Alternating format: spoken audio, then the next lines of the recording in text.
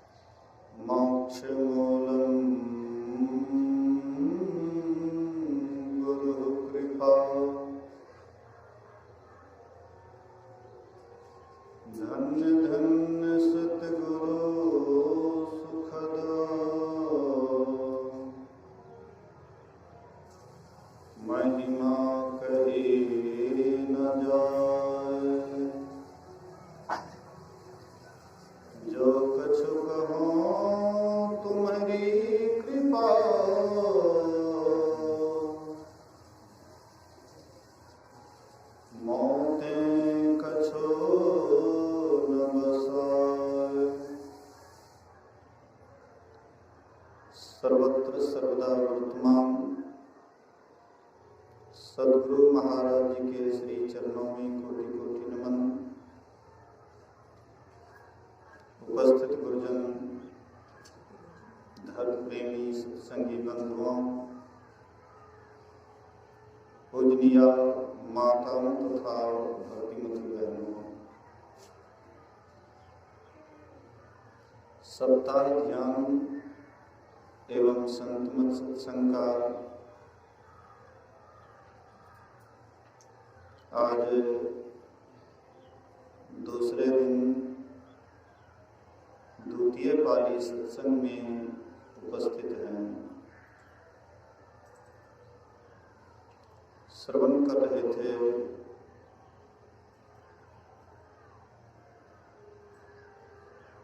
श्री सीताराम पत्तों के बिछोने पर रात में सोए। श्री लक्ष्मण जी और गुरु निषाद दोनों रात में जग करके पहरा दे रहे थे। माहौल जिस तरह का होता है, बातचीत भी उसी तरह से लोग करते हैं। गांव समाज में कोई घटना घट जाती है, आपस में दो चार आदमी जब मिलते हैं तो अक्सर वही घटना की चर्चा करते हैं। हरिराहा में एक संतोष जी नाम के अधेड़ युवक थे।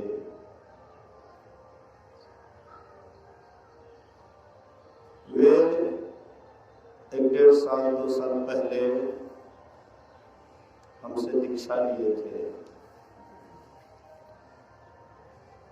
और उनको शराब का लत लगा हुआ था। मैंने सोचा कि शायद ये दीक्षा ले लिए हैं। मैंने उनसे कहा कि ये सब मत खाइए कीजिए, ये सब खाने योग्य नहीं, पीने योग्य नहीं है, नशा नाश की ओर ले जाता है। प्रतिज्ञा करवा दिए, लेकिन वे नहीं माने। इस वर्ष इस तरह का दुर्घटना हुआ। वे सिमराही महिंद्रा शोरूम में रहते थे। पूरा पी करके फ्लाइट हो गए और वहां से गाड़ी से पूरा स्पीड में चले। पकड़ना चौक पर आए। लोगों ने कहा, कुछ युवकों ने कहा कि संतोष भैया, आपसे गाड़ी नहीं चलाई जाएगी, हम आपको घर पहुंचा देते हैं। उसको गाली गलौज करते हुए वे वहाँ से पूरा स्पीड में निकल गए।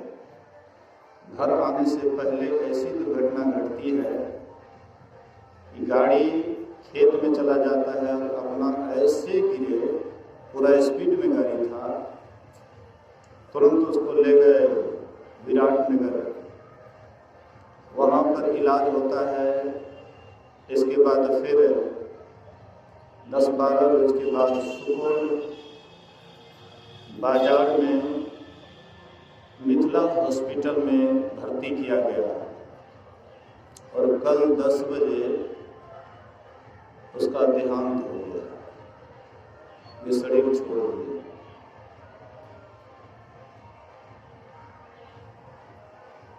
अब हम लोग, आप लोग विचार करें, कल शाम में मेरे पास फोन आया था कि बाबा संतोष जी चले गए।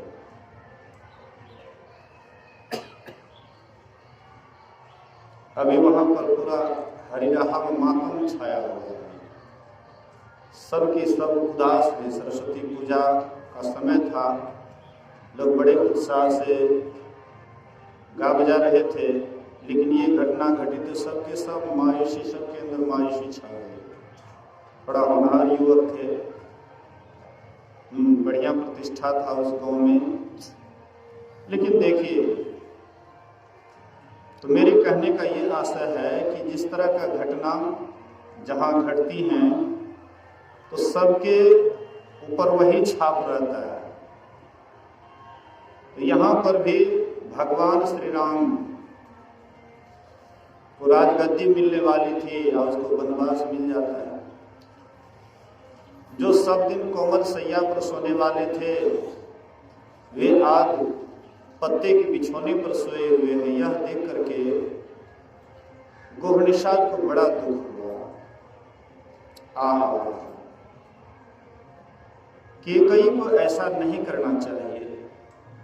ये भरी जवानी में अभी ये लोग राजभोग करते, राज्य करते, आनंद मनाते, लेकिन इस समय में वनवास नहीं देना चाहिए। मां कैकेयी ने अच्छा नहीं की, लेकिन लक्ष्मण के सहोदर भाई थे, लक्ष्मण जी के सहोदर भाई थे। लक्ष्मण जी कहते हैं, हे भाई, काहे के लिए दोष देते हो कैकेयी को? इसमें कैकेयी का दोष नहीं है, स्वयं राम का ही किया हुआ कर्म का फल उसको मिल रहा है।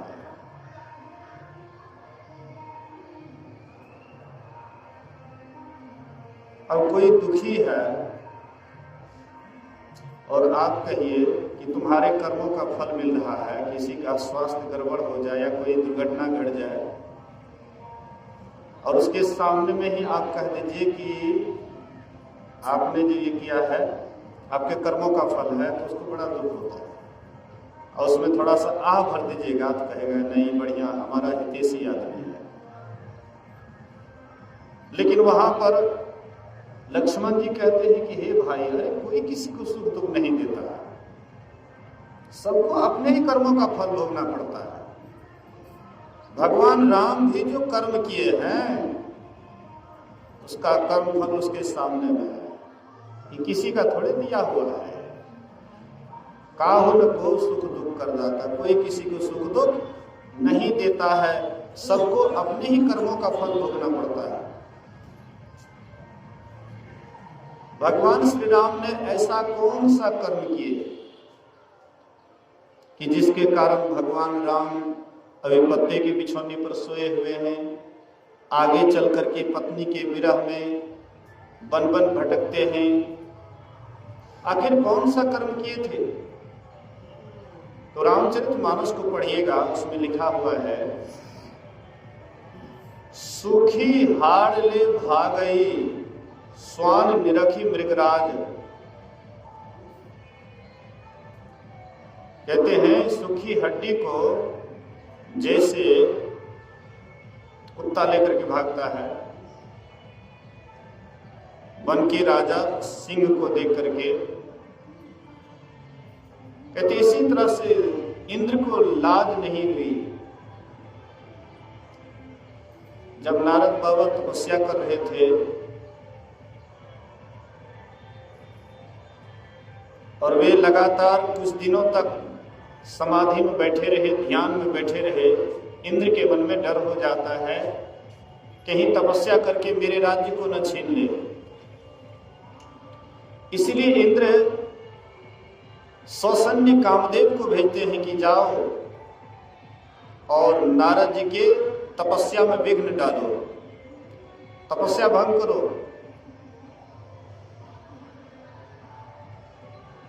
एक गुरु शरण बाबा संत सेवी जी महाराज के पहले भंडारी थे। वे बाबा कहते थे कि हम गुफा में एक बार ध्यान करते थे और एक महात्मा जी पहाड़ पर से दौड़ते हुए आए और इनसे बोलने लगे कि देखिए अभी तो हम बाल बाल बच गए। बोले कि क्या बचे? बोले कि अप्सरा आई थी, नग्न अप्सरा आई, इसलिए वहां से किसी तरह से हम भागे। तो सदा से ऊंच निवास नीच करतुती, देखी न सकई पराई विभूति। देवताओं का निवास तो बड़ा ऊंचा है लेकिन करनी बड़ा नीचा है। वे दूसरे की विभूति को नहीं देखना चाहते। कोई भी किसी काम में आगे बढ़ते हैं तो वे अवश्य ही विघ्न डालते हैं। नारद बाबा भी ध्यान कर रहे थे। उनको लगा कि कहीं मेरे राज्य को न हड़प ले, मेरे सिंहासन को न छीन ले, इसलिए ससन्य कामदेव को भेजते हैं। कामदेव आए, बहुत प्रयास किए उसको रिझाने के लिए, बुझाने के लिए, लेकिन अंतर्मुखी होने के कारण, ध्यानस्थ होने के कारण उन्हें कोई खबर नहीं हुआ। लेकिन ध्यान जब टूटा तो वही कामदेव आकर के नारद बाबा के चरणों में गिर गए। बोले कि महाराज क्षमा कीजिए। बोले किस बात की क्षमा? बोले महाराज हमने आपको नीचे गिराने का काफी कोशिश की लेकिन आप तो ज्यों का त्यों तटस्थ रहे, इसलिए क्षमा कर दीजिए, मुझसे गलती हो गई।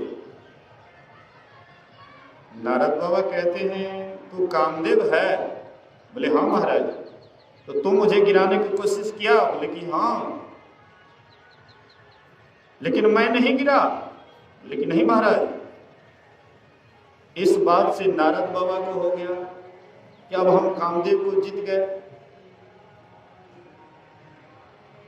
वहां से गए ब्रह्मा जी के पास और कहते हैं पिताजी हम कामदेव को जीत गए। ब्रह्मा जी कहते हैं कि यह बात को यहीं पर पोस्टपोन रखिए, आगे मत बढ़ाइए। नारद बाबा को लगा कि हम इतना बढ़िया काम किए तो हमको तो चाबसी देना चाहिए। ये ऊपर से कहते आगे मत बढ़ाओ, लगता है मेरे इस जीत से इनको जलन है। वे वहां से और आगे बढ़ गए, शिव जी के पास गए। शिव जी से भी अपना बड़ाई करते हैं, महाराज हमने कामदेव को जीत लिया। शिव बाबा भी भगवान के माया को प्रणाम करते हैं, कहते वाह आज भगवान की माया नारद बाबा के माथे पर चढ़ गया है, पता नहीं क्या हाल होगा, इसलिए प्रणाम करते हैं। वो कहते हैं नारद जी यहाँ तक जो आप बोले लेकिन इससे आगे मत बढ़िएगा। नारद बाबा को लगा कि भोले बाबा को भी मेरे चित्त से ईर्ष्या है। वे वहां से चल देते हैं, विष्णु भगवान के पास गए। विष्णु भगवान विश्राम में थे। जाकर के नारद बाबा कहते हैं भगवान हमने कामदेव को जीत लिया। भगवान विष्णु कहते वाह तुम्हारे ऐसे अगर देवर्षि कामदेव को नहीं जीते तो भला कौन जीत सकता है? वाह नारद तू तो बहुत बढ़िया काम किया है, बहुत सुंदर काम किया है। अति उत्तम काम किया है, ऐसा तो होना चाहिए। नारद बाबा मने मन फूले नहीं समा रहे थे, आनंद मग्न थे कि हाँ ये बात हुई, भगवान हमारी बड़ाई किए, हाँ ये बात तो बढ़िया हो, हम कामदेव को जीते इसीलिए भगवान बड़ाई किए। एकदम मगन हैं, लेकिन भगवान मन में विचार करते हैं कि अभी तो नारद जी के अंदर में अहंकार का थोड़ा सा अंकुर हुआ है, अब कहीं ये विशाल वृक्ष हो जाएगा तो काटना तो मुझे ही पड़ेगा। जब जब भक्त के पास में अहंकार आता है, भगवान को देखा नहीं जाता है, इसलिए जैसे हो उस तरह से उनको साफ करते, चाहे भगवान को कष्ट ही क्यों नहीं सहना पड़े। जब भगवान राम वन में घूम रहे थे, नारद जी देखते हैं स्त्री विरह में प्रभु राम वन वन भटक रहे हैं। नारद जी कहते वाह प्रभु, आप भी कमाल करते हैं, भक्त के लिए आप इतना दुख सहते हैं, इतना कष्ट सहते हैं। भगवान आपने ऐसा क्यों किया, आपको तो इतना कष्ट नहीं सहना चाहिए। भगवान राम कहते नारद, जिस तरह से कोई मां है और उसका छोटा बच्चा है, बच्चा हित और अहित को नहीं समझ पाता है, इसलिए बच्चा आग को देख करके चाहता है उसको पकड़ने के लिए, दौड़ता है पकड़ने के लिए, लेकिन वहां पर मां वह बच्चे की रक्षा करती है। छोटा बच्चा सांप को पकड़ने के लिए दौड़ता है, सोचता है कि इनके साथ खेलें, पर मां जानती है विषैला जीव है, कहीं इसको पकड़ेंगे तो काट न ले, इसलिए मां वहां से रक्षा करती है। जैसे एक बच्चे की मां हर हमेशा रक्षा करती है, लेरू की रक्षा उसकी गाय करती है, उसकी मां करती है, वैसे ही मैं भी भक्त का रक्षा करता हूं। तो यहां पर भी भगवान सोचे कि इसकी रक्षा होनी चाहिए, खूब उसका बड़ाई कर दिए। नारद बाबा फूले नहीं समा रहे थे, और वहां से जब निकलने लगे तो भगवान अपनी योग बल से एक राज्य का निर्माण करते हैं। उस राज्य में राजा का नाम शीलनिधि था, उनकी युवती, उसकी पुत्री, उसकी कन्या शादी करने योग्य थी। नारद बाबा गए, आहा हा हा, आप तो ज्योतिष विद्या भी जानते हैं, हस्तरेखा भी आप जानते हैं, आपको सब कुछ पता है, इसलिए देखिए मेरे पुत्री को, इसके लिलार में कैसा वर लिखा हुआ है। माता पिता के मन में होता है कि मेरी पुत्री के लिए अच्छा से अच्छा, सुंदर से सुंदर वर हो, इसलिए महाराज देखिए इसके भाग्य में किस तरह का वर है। नारद बाबा देखते हैं हस्तरेखा को, बोले कि ओ, इसको जो वरेंगे, मन ही मन इसको जो वरेंगे वो तो तीनों लोग का मालिक हो जाएंगे। मन में हो जाता है कि किसी तरह से ये सुंदरी हमारी हो जाती तो हम तीनों लोग का मालिक हो जाते, लेकिन इतनी सुंदरी है और मैं एक साधु महात्मा वेशधारी, हाँ उम्र भी अब ढल गया है, तो कैसे ये हमको एक्सेप्ट करेगी, कैसे ये हमको पसंद करेगी। तो नारद बाबा सोचे कि तीनों लोक में सबसे सुंदर रूप भगवान विष्णु का है। एक छोटी सी उपाख्यान से पता लग जाता है कि सही में विष्णु भगवान सबसे सुंदर हैं। जब मां पार्वती तपस्या कर रही थी तो वहां पर सप्त ऋषि आए, अरे बोले कि काहे तुम भिखमंगा, बिना मां बाप के, जिसका खानदान का नहीं पता, उसके लिए तू इतना तप करती है। अरे विष्णु भगवान तीनों लोक में सबसे सुंदर हैं, इसलिए तुम उसको कहीं क्यों नहीं वर्ण कर लेती हैं। मां पार्वती कहती हैं, महादेव अवगुण भवन, विष्णु सकल गुण धाम, लेकिन जाके मनोरथ जाही बसे, ताही ताही से काम। मैं मानती हूं कि विष्णु भगवान तीनों लोक में सुंदर हैं, महादेव जी अवगुण के ही भंडार क्यों नहीं हैं, लेकिन जिनके मन में जो बसता है उसको उसी से काम है। हम महादेव को ही बसा करके रखे हुए हैं, इसलिए विष्णु भगवान सुंदर है तो रहने दीजिए, हमको उससे कोई मतलब नहीं, हमको महादेव से ही मतलब है। इससे भी स्पष्ट होता है। तो इसीलिए सोचते हैं कि सबसे सुंदर रूप विष्णु भगवान का है। अगर विष्णु भगवान अपना रूप दे दे, ये सुंदरी अवश्य ही हमको वरेगी, लेकिन जाएंगे वैकुंठ, विलंब हो जाएगा। विष्णु भगवान को क्यों नहीं बुला लेते हैं? भगवान विष्णु का आवाहन किए, स्तुति किए, भगवान विष्णु प्रकट हुए, बोले नारद जी कहो क्या हाल है। नारद जी बोले वह सुंदरी का स्वयंवर होने वाला है और बड़ा सुंदरी, अच्छी सुंदरी है, उसका रूप बड़ा ही मनमोहक है, उसको जो वरेंगे तीनों लोग का मालिक हो जाएंगे, इसलिए अगर आप अपना रूप मुझे दे देते तो वह सुंदरी मुझे ही वरण करती। नारद बाबा को देखते हैं भगवान विष्णु ऊपर से नीचे तक, ब्रह्मचारी, साधु, उम्र ढलने वाला, अरे क्या सोच ली। विष्णु भगवान कहते अच्छा कोई बात नहीं, जिससे तुम्हारी भलाई होगी मैं वही करूंगा।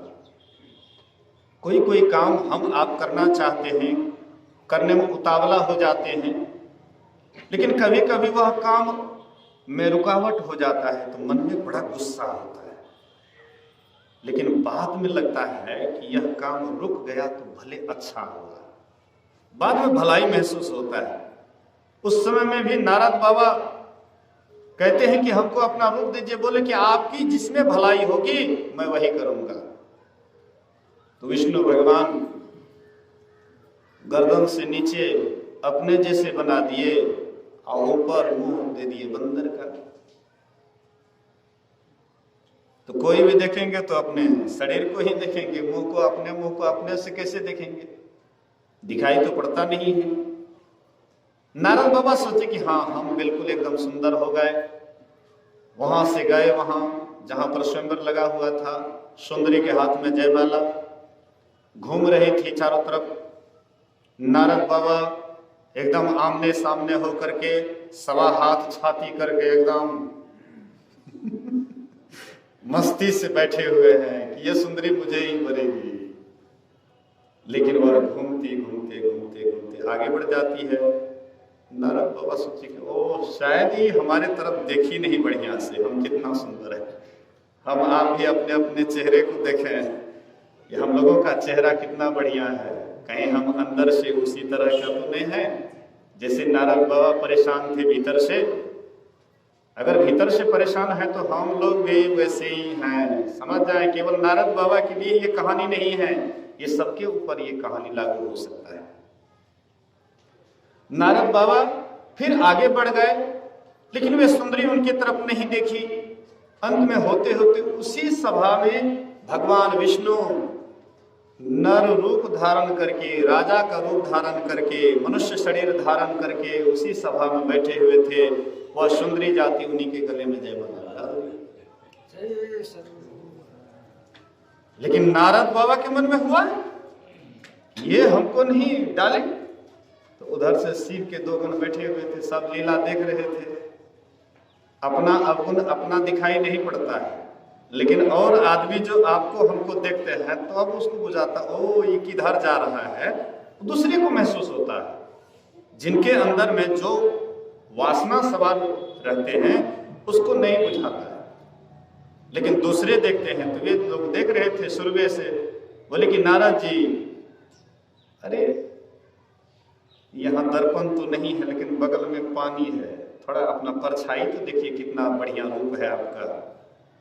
नारद जी गए, पानी में जैसे परछाई देखे, अरे मेरा मुंह बंदर का बना दिया। भगवान विष्णु जो मन वही करने लग जाते हैं। अगर मैं विष्णु भगवान को मजा नहीं चखाऊं तो मेरा नाम नारद नहीं। अब दोनों शिव के गण को तू भरी सभा में तू मेरा हंसी उड़ाई, इसलिए मैं तुझे शाप देता हूं, जाओ तुम दोनों राक्षस हो जाओ। वहां से चलते हैं, रास्ते में ही भगवान विष्णु, मां लक्ष्मी और वह सुंदरी के साथ वैकुंठ की तरफ विमान पर जा रहे थे। नारद जी बोले कि ओ ये छलिया, अपना ही करना था तो मुझे क्यों बीच में आप हमको ऐसा किए। इसलिए मैं आपको शाप देता हूं कि जैसे मैं स्त्री के विरह में तड़पा, आप भी स्त्री के विरह में तड़पिएगा। और मेरा मुंह आपने बंदर का बनाया, यही बंदर आपका मदद करेंगे। और आपने मानव का शरीर धर करके, राजा का शरीर धारण करके आप ठगने का काम किए हैं, इसलिए आपको मनुष्य शरीर में जाना पड़ेगा। शाप दे दिए। भगवान स्वीकार कर लेते हैं, तीनों शाप को स्वीकार कर लिए। और इसके बाद उनके अंदर में जो वह वासना का बुखार चढ़ा हुआ था उसको खींच लेते हैं। जैसे खींचे, नारद बाबा होश में आए, तुरंत चरण पकड़ करके गिड़गिड़ाने लगे। भगवान मुझसे बड़ी गलती हो गई, मैंने आपको पता नहीं क्या क्या कह दिया। मैं दिन रात आपका नाम जपता हूं, आपके रूप का ध्यान करता हूं, लेकिन भगवान मुझसे बड़ी भूल हो गई, गलती हो गई, क्षमा कर दीजिए। भगवान ने कहा ये मेरे द्वारा ही रचित माया थी, मुझे इस तरह का लीला करना ही था, इसलिए आप चिंता मत कीजिए। तो अभी भगवान राम वही विष्णु के अवतार पत्ते की सैया पर सोए हुए हैं। आगे चल करके सीता की विरह में एक एक वन वन में भटकते हैं, लत्ता पत्ता से एक एक पशु पक्षी से पूछते हैं कि तुम मेरी सीता को देखे हो। हे खग मृग हे मधुकर श्रेणी, तुम देखी सीता मृग नयनी। हे खग मृग हे मधुकर श्रेणी, और तुम देखी सीता मृग नयनी। और आगे चल करके और बहुत बात है। मेरे कहने का ये आशय है, जो भगवान राम ऐसे महापुरुष भगवंत के अवतार भी कर्म के फल को वे भी भोगते हैं, तो हम आप किस खेत के मूली हैं। इसलिए हम आपको ऐसे कर्म करना चाहिए जिस कर्म को करने से बाद में पछताना नहीं पड़े और उसका फल हमें सुखपूर्वक भोगना पड़े। इसलिए हम लोगों को शुभ अशुभ, अशुभ तो करना ही नहीं चाहिए, लेकिन शुभ भी करना चाहिए तो आसक्ति रहित होकर के करना चाहिए। अगर शुभ कर्म आसक्ति रहित होकर के करते हैं तो वही कर्म आपको निर्बंध की ओर ले जाता है, मोक्ष की ओर ले जाता है, और अंत में मोक्ष रूपी फल फलता है और हमें सदा के लिए मुक्ति मिल जाती है। इन्हीं बात को सुनिए, आगे पूज्य बाबा से सुनेंगे। बोलिए श्री सद्गुरु महाराज की जय।